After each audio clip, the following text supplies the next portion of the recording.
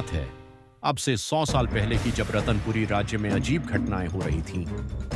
रात के अंधेरे में एक परछाई गली कूचों से होकर गुजरती और सुबह होते ही लोग देखते उनके दरवाजे पर रखी चप्पलें गायब।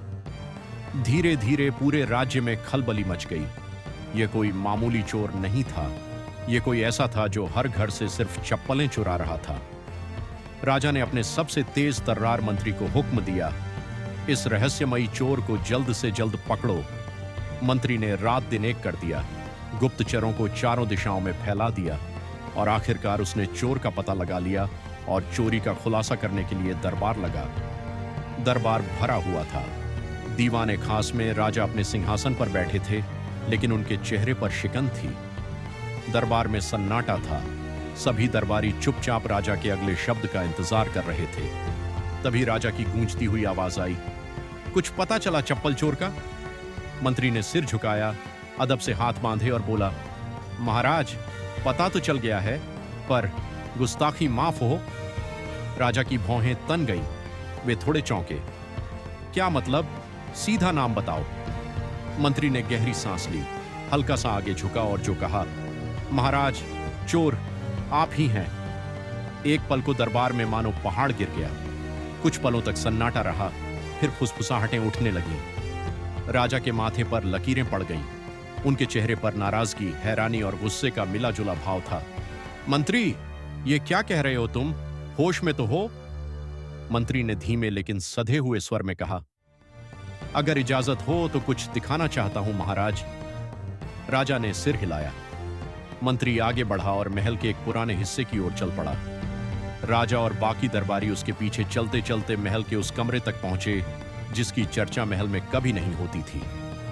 मंत्री ने दरवाजा खोला। अंदर का नजारा देखकर राजा की आंखें फटी रह गईं। पूरा कमरा चप्पलों से भरा पड़ा था।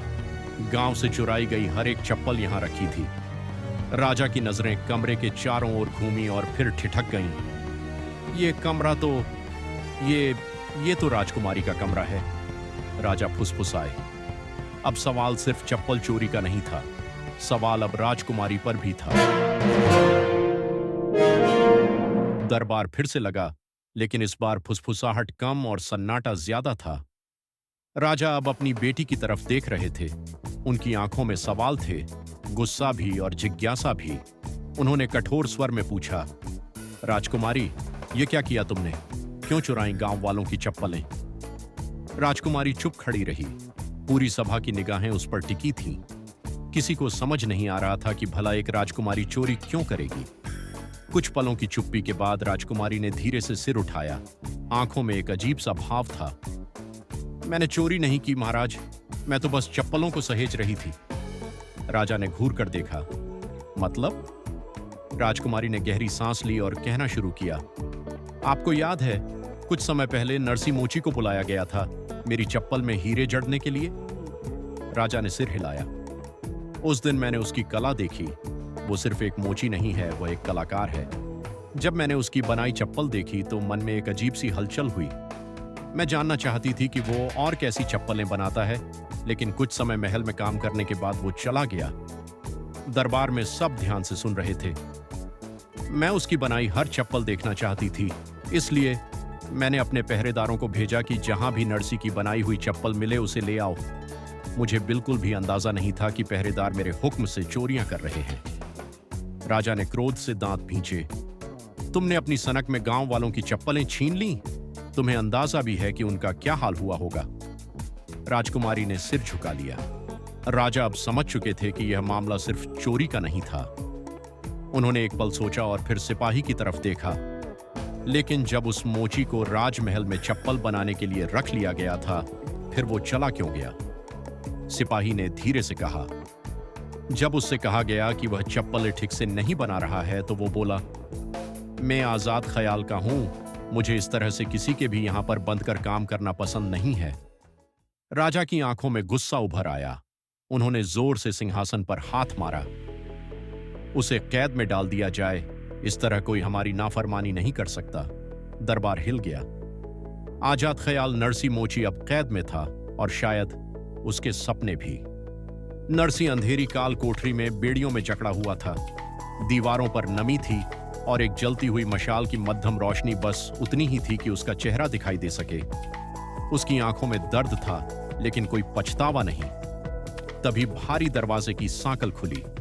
2 पहरेदार आए और उनके पीछे राजकुमारी। उसकी चाल में संकोच था, आंखों में पश्चाताप। जैसे ही पहरेदारों ने दरवाजा खोला, नर्सी ने हल्की मुस्कान से देखा। राजकुमारी? राजकुमारी एक पल को रुकी, फिर धीमे धीमे कदम बढ़ाए और नर्सी के सामने आकर खड़ी हो गई। उसकी आवाज कांप रही थी। मुझे माफ कर दो नर्सी, मुझे अंदाजा भी नहीं था कि बात यहां तक पहुंच जाएगी। नर्सी ने एक लंबी सांस ली, फिर हल्का सा हंस पड़ा। माफी? तुम्हें मुझसे माफी मांगने की जरूरत नहीं है राजकुमारी जी। मैं जानता था कि तुम्हारी मोहब्बत मेरी कला के लिए थी और मेरी मोहब्बत तुमसे थी। लेकिन यह जानता हूं कि हमारी मोहब्बत की कोई मंजिल नहीं। इसलिए मैंने जानबूझकर राजा की चप्पलें गलत बनाई थी ताकि वो मुझे महल से निकाल दे और मैं तुमसे दूर चला जाऊं। राजकुमारी की आंखें भर आईं। पर तुम मुझसे दूर नहीं जा सके नर्सी। मैं भी तुमसे उतना ही प्यार करती हूं जितना तुम मुझसे। नर्सी पहली बार चौंका। ये शब्द उसने कई बार सोचे थे, पर कभी सुने नहीं थे।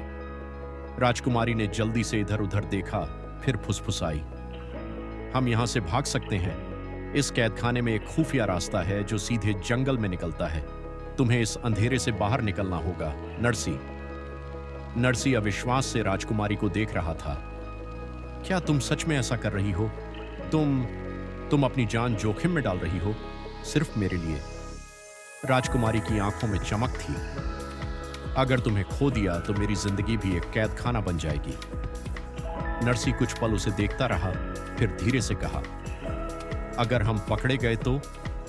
राजकुमारी ने दृढ़ स्वर में कहा, तो मैं कहूंगी कि मैंने एक आखिरी बार अपनी पसंद की चप्पल पहननी चाहिए थी। नर्सी को एक बार फिर हंसी आ गई। उसने अपनी हथकड़ियों को देखा और फिर राजकुमारी को। ठीक है राजकुमारी, चलो देखते हैं ये चप्पलें हमें कहां तक ले जाती हैं। नर्सी खुफिया रास्ते से जंगल में भाग गया और हर पेड़ पर निशान बनाता गया ताकि बाद में राजकुमारी भी उस तक पहुंच जाए। राजकुमारी शिकार के बहाने जंगल में गई और वहां मौका देखकर सिपाहियों से अलग हो गई। अब राजकुमारी घने जंगल में अकेली थी। ऊंचे ऊंचे पेड़ अंधेरे की तरह घने थे। उनकी टहनियां किसी साए की तरह झूल रही थीं। उसके कानों में सिर्फ अपनी ही तेज सांसों की आवाज आ रही थी। नर्सी के बनाए निशान अब मुश्किल से ही दिख रहे थे, लेकिन वह उन्हें ढूंढने में लगी रही। नर्सी, तुम कहां हो? उसने हल्की आवाज में कहा, लेकिन जंगल के सन्नाटे ने उसका जवाब नहीं दिया। तभी एक धीमी सरसराहट सुनाई दी। पेड़ों के झुरमुट से एक अजीब सा साया निकला, जैसे हवा में तैर रहा हो।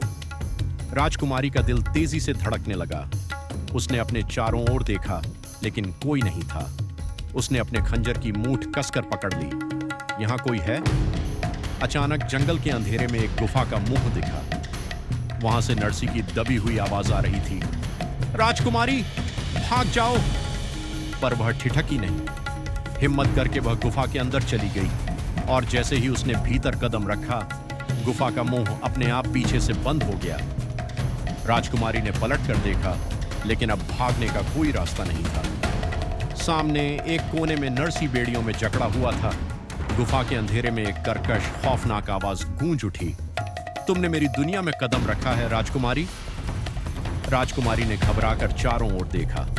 अचानक गुफा की दीवारों पर एक काली आकृति उभरने लगी। जंगल की चुड़ैल जादूगरनी छाया।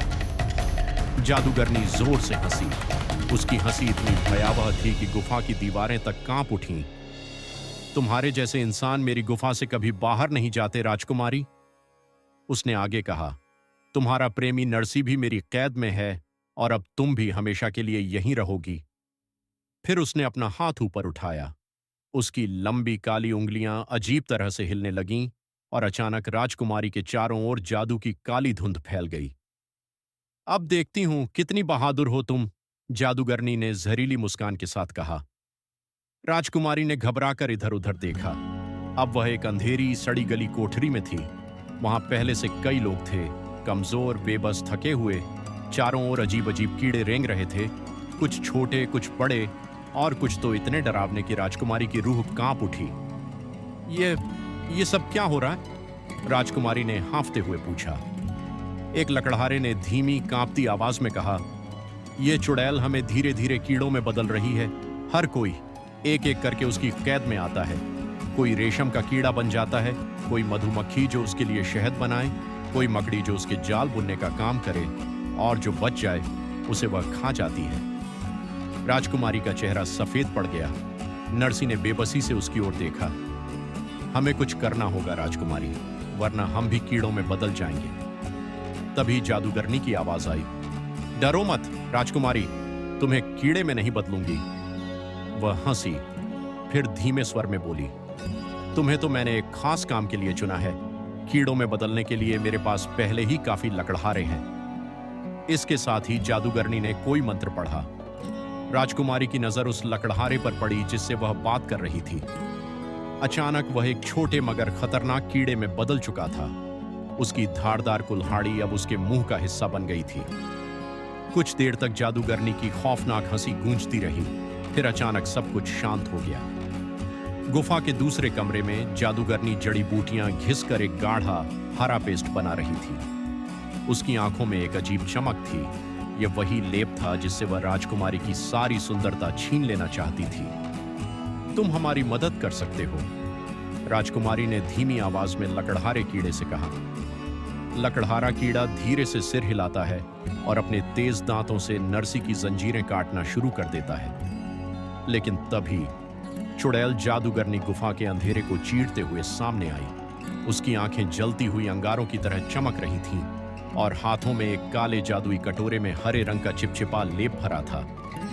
अब तुम्हारी बारी है राजकुमारी, उसने शैतानी मुस्कान के साथ कहा। फिर उसने धीरे धीरे कटोरा उठाया और राजकुमारी पर वह हरा लेप डालने लगी। जैसे ही यह लेप तुम्हारी त्वचा में समा जाएगा, तुम्हारी सारी सुंदरता मुझ में आ जाएगी और तुम हमेशा के लिए एक पेड़ में बदल जाओगी। जादूगरनी की हंसी इतनी डरावनी थी कि कोठरी में कैद सभी लोग सहम गए। मगर तभी गुफा के द्वार पर जोरदार धमाका हुआ। क्या राजकुमारी और नरसी इस अंधेरी गुफा से बच पाएंगे? अगले और अंतिम भाग में जानिए पूरी कहानी। अगर आपने पहला भाग मिस कर दिया तो अभी देखिए, पहले भाग का लिंक डिस्क्रिप्शन में दिया है। वीडियो पसंद आया हो तो लाइक, शेयर और सब्सक्राइब करना ना भूलें।